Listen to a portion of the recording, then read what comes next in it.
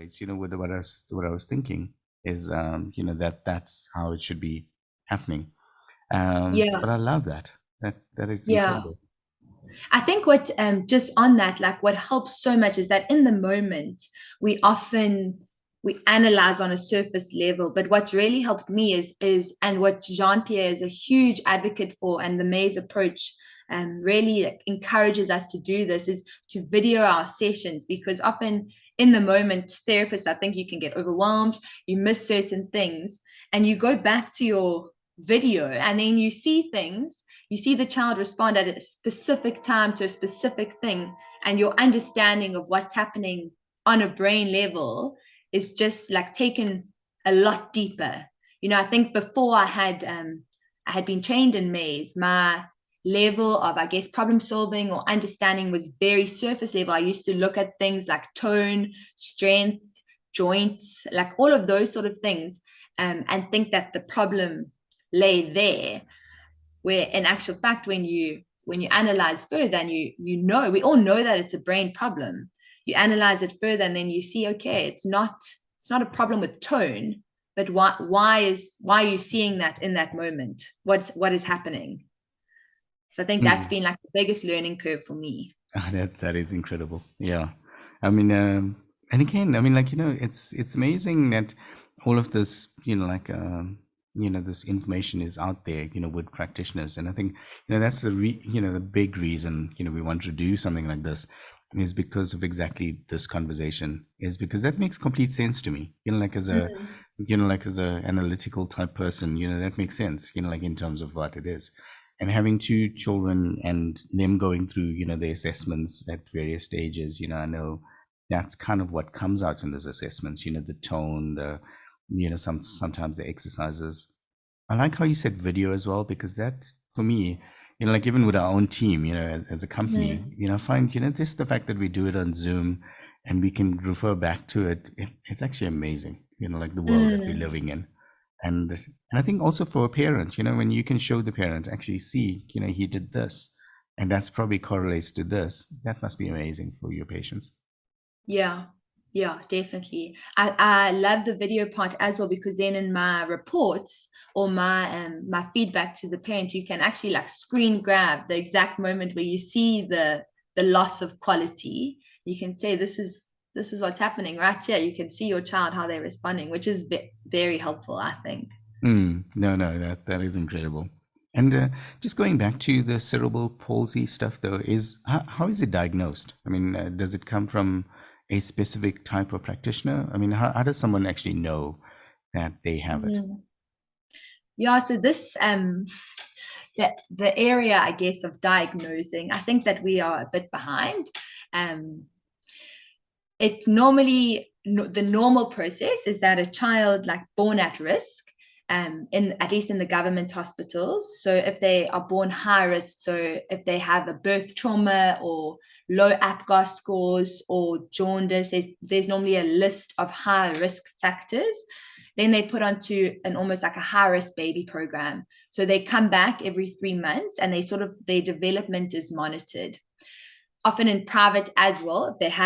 If they are discharged with high risk factors, they will be booked for a follow-up, where the I guess the pediatrician will see them for a follow-up. But often what happens is that if there was sort of brain trauma, if the parents can't afford to do like an MRI, or like a brain scan, the doctor will say, okay, or the medical professional will wait to see if symptoms or presentation develops. So before diagnosing cerebral palsy, people normally wait to see if symptoms develop. Um, and then only at 1.5, 2, are we getting the diagnoses of cerebral palsy. So that's sort of what's currently happening when doctors are being able to see, okay, there's a clear atypical developmental pattern happening here. And then they are diagnosing CP. If they can have the brain scan before and they see that there's a brain injury, then they can diagnose it earlier. But what we are seeing as well is that there's an assessment called general movement assessment. So it's Prechtel's general movement assessment, which is basically an assessment that's done between the ages of 0 and 3 months, and then 3 months and 5 months, where medical professionals that are trained in the general movement assessment use like a visual perception to analyze a baby's movements. So you understand what a normal baby's movement should be based on their like neuroactivity. And then if you are seeing something different, you can conclude that there's something that's atypical going on a neurological level. And that is actually that's got a higher predictability for cerebral palsy at the moment, but it's not being used everywhere. So currently in Johannesburg, it's being used by a lot of therapists. In Durban, we are a bit behind, Okay. as well as Cape Town. So Joburg's like it's being used the most, but it's a non-invasive and highly predictable like assessment for cerebral palsy that's I feel that we're not using fully. And when you say that, Sam, I mean, is it, you know, that based on, I mean, are there certain OTs that specialize in MAES, and, you know, you have a certain group, and obviously you interact as a community of professionals around that stuff? Is that how it works? Yeah. So if you do the training, like for me, I was very lucky to have done the general movements training as well, and the advanced general movements. And you can go onto we have a little WhatsApp group, and you share videos, you Okay. ask for different opinions, because it's based on your perception Mm, of the baby's movement. So it's very helpful to have other people's opinions. So you often are communicating with a community of trained professionals. mm, So you're seeing where it's being done, you're seeing how it's being done, and what's happening in that space. mm. And it's the same with the MAES. We have groups, we have tuts, we have like a community of MAES therapists that you constantly asking for advice or opinions, to try and improve your therapy and Mm. your understanding, your learning the whole time. That is pretty amazing. And if I had to ask, I mean, is it a big group or a small group? I mean, and is it just in South Africa? So it's globally. So for general movements, it's international. The trainer who came down to train in PE this year, her name is Dr. Einspieler. So she does training all over the world. So we're able to get feedback from things that are happening all over the world. She's doing a lot of work in India, the babies in India, and everywhere. So she feeds back a lot of that stuff to us. For MAES, it's international, but we have a South African group, Yeah. but then we can be in communication with therapists, all over the world. And what often happens is when we did our training, we had therapists from the UK join our training. When I did the MAES Advanced, we had about 10 therapists from all over the world that joined that MAES Advanced training. So we have a big group in South Africa. I'm not sure how many MAES therapists there are in South Africa at the moment. I know in Durban there's only 2. Wow. So it's really little. Yeah. It's growing, like the MAES community is growing, but it's small, and it's often feels, I guess, a bit lonely. But it's growing, and it's cool to know that there is a community, but it's like an online community, and it's a bit far. Yeah. Yeah.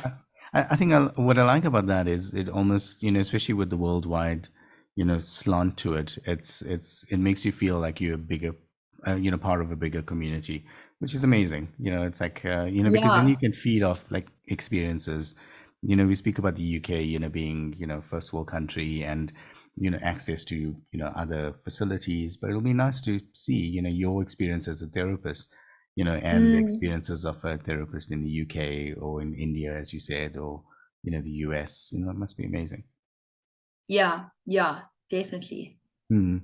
I have to ask though, because, you know, you said 0 to 3 months, and, you know, at that time, most parents are actually so smitten with their little one, and they're not really sure if something is going wrong. You know, like, how would someone actually reach out? I mean, how would you know that the little one has a brain injury? Because, I mean, I'm just thinking of our little ones. I mean, I don't think we would have picked that up. So is there a certain thing that kind of prompts them to say, actually, I need to get more help? Yeah. So in Australia, it's actually their protocol. Is basically if a child is born high risk, so any of the high risk factors, they have to have a general movement assessment.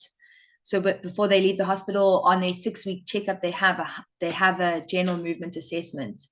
In South Africa, something like when the child, if a child say is in the NICU or spends time in the NICU or has had a traumatic birth, it should be the pediatricians or the neonatal nurses that are saying to the parents, okay, this is a high risk factor. This is the certain things that you can look out for. These are the people that you should be contacting to have a follow-up. But those systems don't exist well. Hey everyone, thanks for listening. As always, stay tuned and we'll speak to you in the next episode.